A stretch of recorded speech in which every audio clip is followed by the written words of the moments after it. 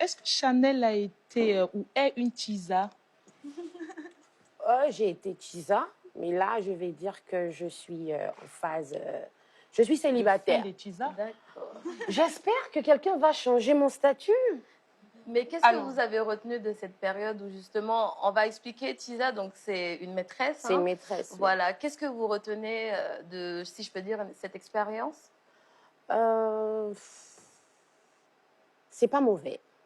Parce que je m'explique. Elle dit tout haut ce que les autres pensent. Non, c'est pas mauvais. En quoi c'est pas mauvais? Dans un sens. C'est pas mauvais, surtout, je vais dire, pour la Tisa. Parce qu'il y a moins de responsabilités. Donc, tu as le temps de faire ce que tu veux, d'aller où tu veux. En fait, tu n'es pas engagé, tu vas jusque-là. Là. Donc, c'est ça, je dis, c'est pas mauvais. Ce qui est mauvais, c'est parce que c'est pour autrui et tu as pris.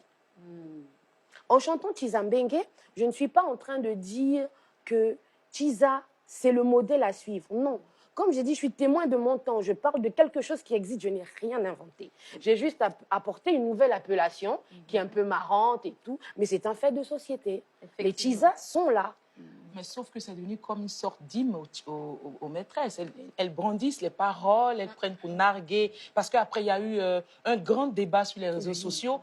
Chanel est devenue la reine des Tisa. Chanel a osé parler, a osé dire « Oh !» ce que toutes les Tisa pensaient des titulaires tout bas.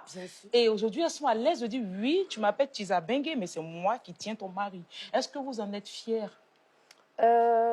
D'une part, oui, parce que c'est aussi des femmes. Bien sûr. Et donc, elles aussi, elles aiment à leur manière. Et ça, c'est dur à dire parce que si je suis titulaire, je n'aurais vraiment pas cette compréhension. Je vais juste hurler sur mon homme parce que je suis très jalouse. Mais là, comme je suis assez externe à la situation, je parle vraiment d'un point de vue lointain, je dis non, c'est aussi des femmes, elles aiment aussi. Elles contribuent même souvent à la bonne humeur de monsieur quand il rentre. Parce qu'elle a travaillé aussi là-bas. Non, c'est vrai, il faut dire. C'est vrai, souvent il arrive, souvent elle contribue aussi aux frustrations de monsieur. Quand il entre, tu ne comprends pas sa colère, mais tu es en colère, pourquoi? C'est Tisa qui est embêté dehors. Ou c'est comment il est en joie comme ça ce soir, c'est Tisa qui a arrangé dehors. Donc dans tout ça, il y a de l'amour en fait. Dans Tisa Mbengue, il y a de l'amour, quel qu'il soit, c'est de l'amour. Et puis le problème, ce n'est pas les femmes. C'est les hommes, eux, là. C'est eux, là. C'est eux le problème, parce que c'est eux qui donnent les statuts aux gens, quand même.